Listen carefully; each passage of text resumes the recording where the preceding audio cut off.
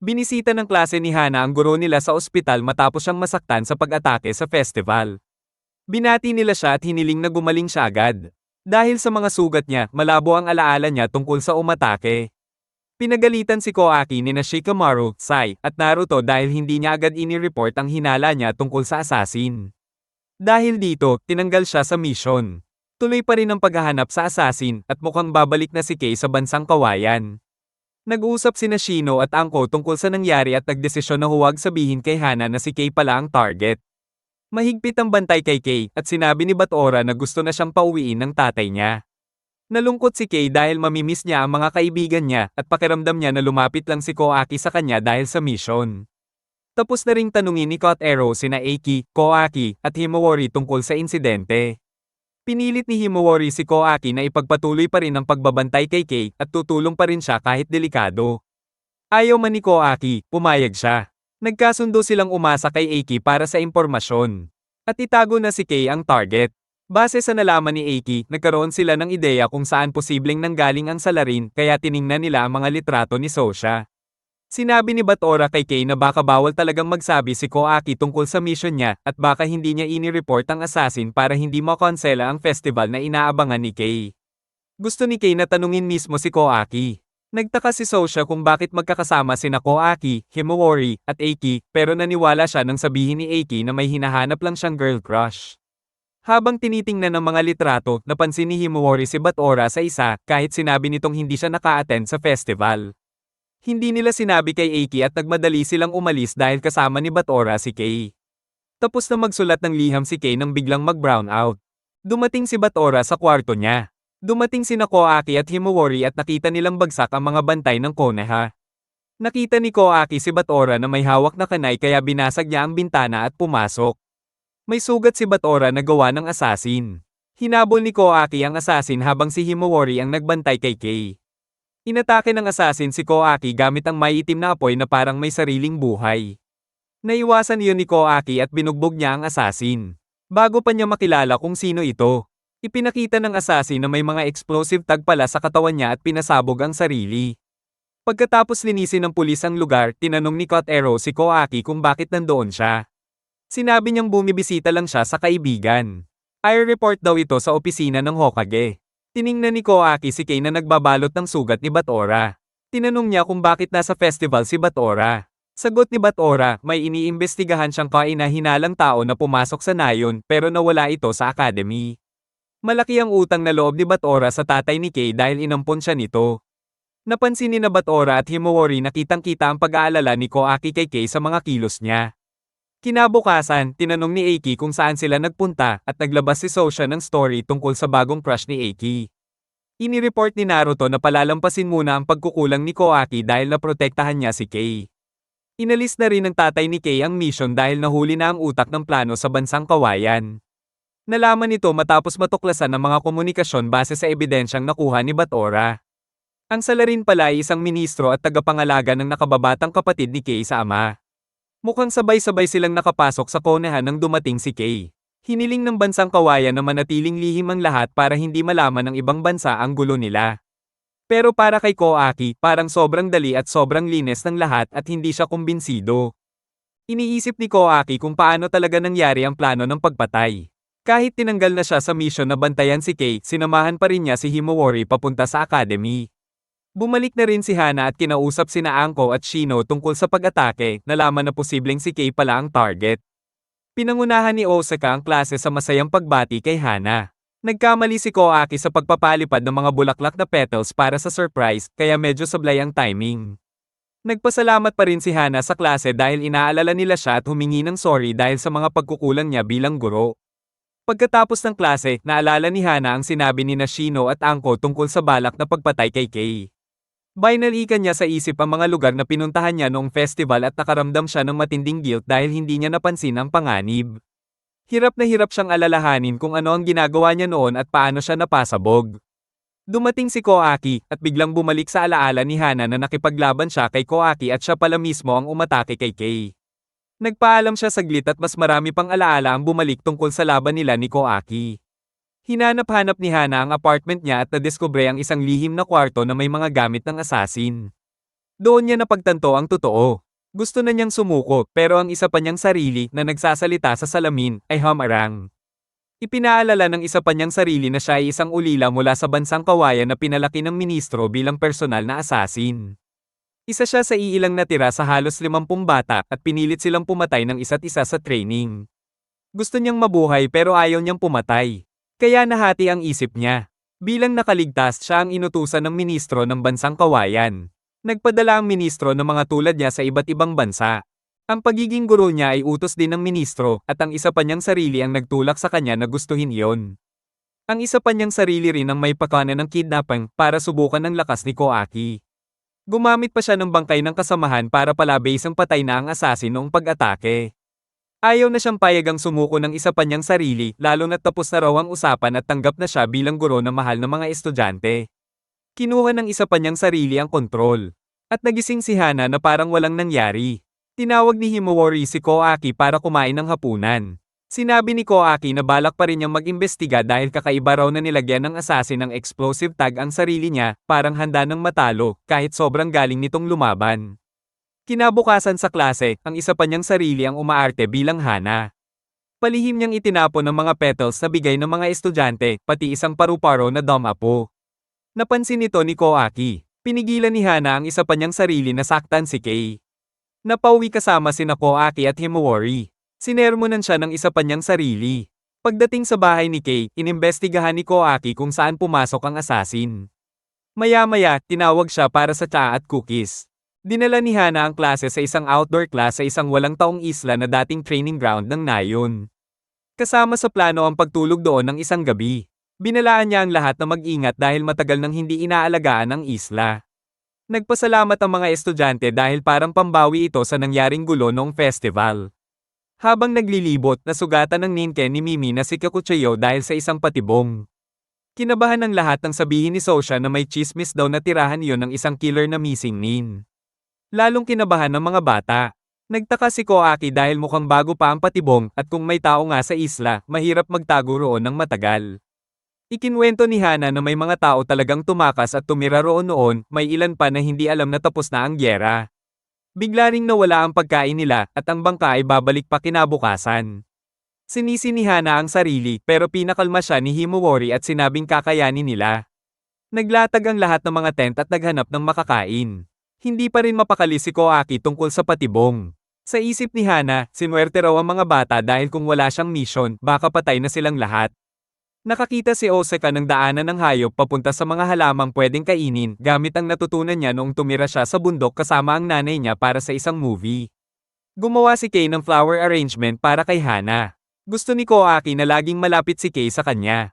Nagtanong si Kei kung binabantayan pa rin ba siya, tapos na raw ang usapan tungkol sa asasin.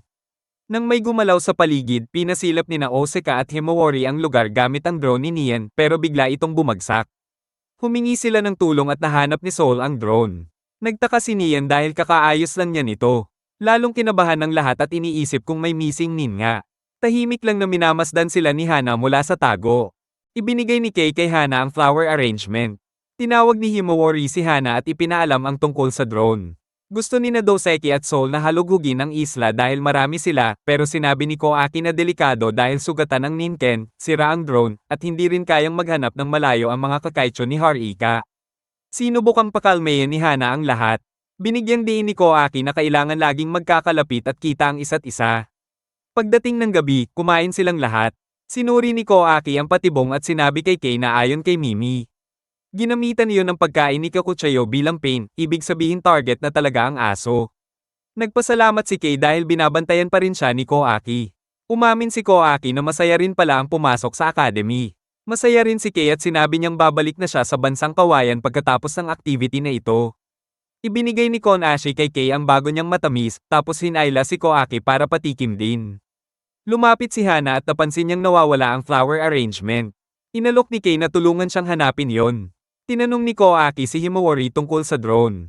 Napansin ni Himawari na malinis ang hiwa sa blades at masyadong sira ang drone para sa taas na pinagbagsakan. Naalala ni Himawari na may recording ang drone kaya pinapanood nila ang video. May napansin si Koaki at tinawag si Himawari. Sa gilid ng screen, may lumilipad na petals na gawa sa wind release bago naputol ang video. Doon nila napagtantong posibleng si Hana ang may gawa. Ayaw nilang maniwala, pero parang lahat ng piraso ay tugma. Nakita ni Himawari ang flower arrangement na itinapon lang. Sinubukan ni Hana na ilayo si Kei sa grupo para raw hanapin ang regalo, pero hinarang sila ni Koaki at Himawari para magtanong. Biglang nagpakawala si Hana ng smoke bomb at tumakas kasama si Kei. Nakipaglaban si Hana kina Koaki at Himawari. Akala ni Himawari may nagpapalit ng anyo kay Hana. Tinulak sila ni Hana palayo gamit ang wind release at tumakbo papunta sa isang tulay. Parang sinaksak niya si Kei gamit ang isang kanay na sobrang ikinagulat at takot ni Koaki at Himawari. Matapos magmukhang napatay na niya si Kei, bumaba si Hana sa tulay at sinunog ito, kaya nahiwalay siya kina Koaki at Himawari. Kahit sinasabi ni Koaki na niloloko sila ni Hana, ayaw pa ring maniwala ni Himawari. Dumating ang buong klase dahil sa ingay, at sinabi ni Koaki na pinatay ni Hana si Kei. Hindi makapaniwala ang lahat. Gustong habulin ni Koaki si Hana at sinabi niyang umalis muna ang mga kaklase. Iniisip ni Himawari na baka buhay pa si Kei at nagtataka kung bakit gagawin ni Hana iyon sa harap nila. Sinabi ng iba na wala na si Kakuchayo at sira na ang drone ni Nian kaya mahirap maghanap. Iminungkahi ni Osaka na baka balak lang ni Hana na gawing bihag si Kei. Sinubukan ni Himawari gamitin ang Byakugan pero kulang na ang lakas niya. Kahit delikado, gusto pa rin ng buong klase na iligtas si Kei. Nakatago sa isang kuweba, nagpupumiglas si Kei sa mga tali at tinanong si Hana kung bakit niya ginagawa iyon. Sinabi ni Hana na may kikitain siyang mga kasama at pinatahimik si Kei. Sinubukan ni Kei na pigilan siya. Pero hindi siya pinakinggan. May kanay na tumama malapit sa ulo ni Kei. Ipinaliwanag ni Hana na matagal na siyang nakasingit sa nayon para sa ganitong misyon. May luha sa isang mata ni Hana at naramdaman niyang may lungkot pa rin sa loob niya. Hindi niya pinatay si Kei dahil hinihintay niya ang tauhan ng nakulong na ministro na darating sakay ng barko. Balak nilang bumalik sa bansang kawayan dala si Kei bilang bihag. Naniniwala si Kei na darating sina Koaki at ang iba, pero iniisip ni Hana na hindi sila aabot bago dumating ang barko. Naglabas si Kura ng mahabang lubad na iniunat ni Eiki, kaya nakatawid ang lahat sa sirang tulay. Napaisip si Koaki na pareho silang nagkamali ni Hana sa pagtingin sa kakayahan ng klase. Sinubukan ni Harika gamitin ang Kakaicho para maghanap pero limitado pa rin ang saklaw nito. Naalala ni Sosha ang isang lumang artikulo sa pahayagan ng Academy tungkol sa mag-asawang tumira sa isla. Nasa kay Kura ang artikulo at doon nila nalaman na malamang sa West Coast pupunta si Hana para makasakay ng bangka. Naamoy ni Konashi ang amoy ng matamis na binigay niya kay Kei at nakita nila ang mga mumo sa lupa. Iniwan niyo ni Kei bilang palatandaan na kayang sundan ng Kakaicho ni Harika. Hindi sigurado si Koaki kung ano ang gagawin kay Hana nang tanungin siya ni Himawari. Nahanap nila ang kuweba kung nasaan si Kei. Ayaw ni Koaki na sumunod pa ang klase at sinabi niyang isa siyang shinobi. Akala ng klase iniisip niyang pabigat sila pero ipinaliwanag ni Koaki na nakarating siya roon dahil sa tulong nila. Sumunod si Himawari kay Koaki at pinaalala na magkasama sila.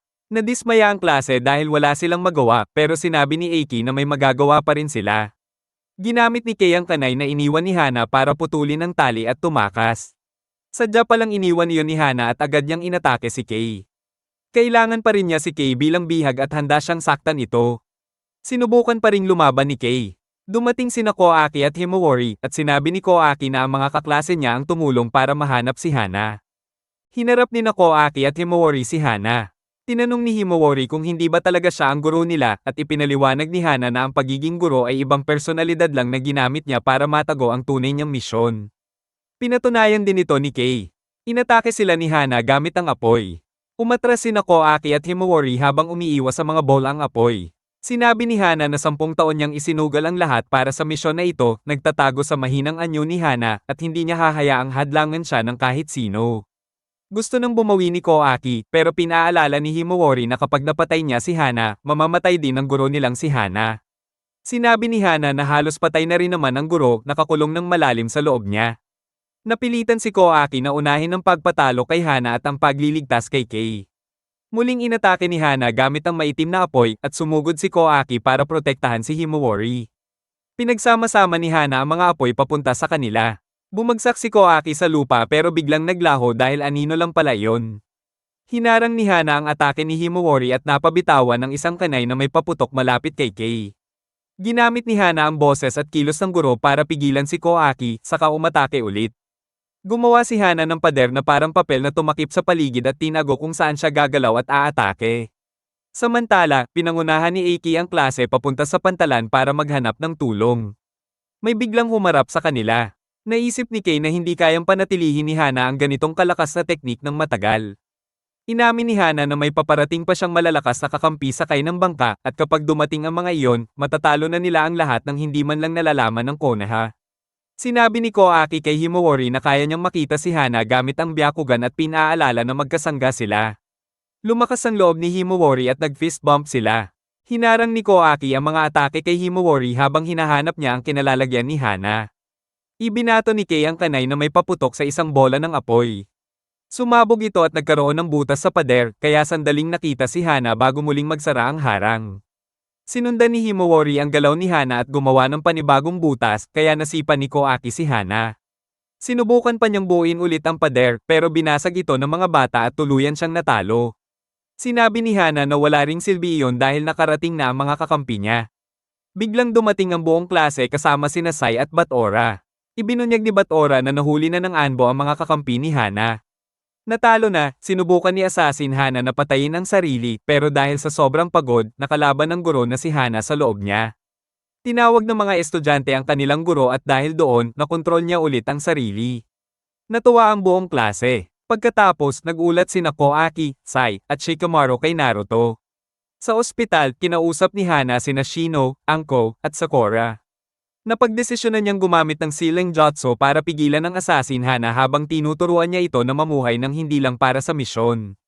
Kinabahan si Shikamaru pero nirespeto ni Naruto ang desisyon niya at umasa na magkakaintindihan sila balang araw.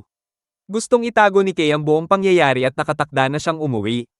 Nagpaalam siya sa mga kaklase at ipinaliwanag na nagkasakit ang kanyang ama kaya kailangan na niyang tumulong sa pamumuno at alagaan ng kapatid niya. Gusto ng klase na tapusin ang dulang pinractice nila.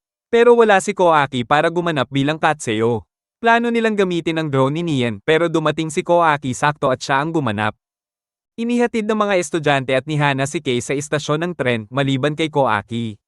Kumaway si Kay mula sa loob ng tren at nakita si Koaki na mag-isa sa may rehas. Naisipan niyang swertehin siya sa mga misyon at nagpasalamat sa mga sandaling magkasama sila. Pagkaraan, pumasok ulit si Himawari sa academy at napansin ng mga magulang niya kung gaano na siya kaaliw doon. Mag-isa, ngumiti si Koaki habang tinitingnan ang litrato ng klase niya.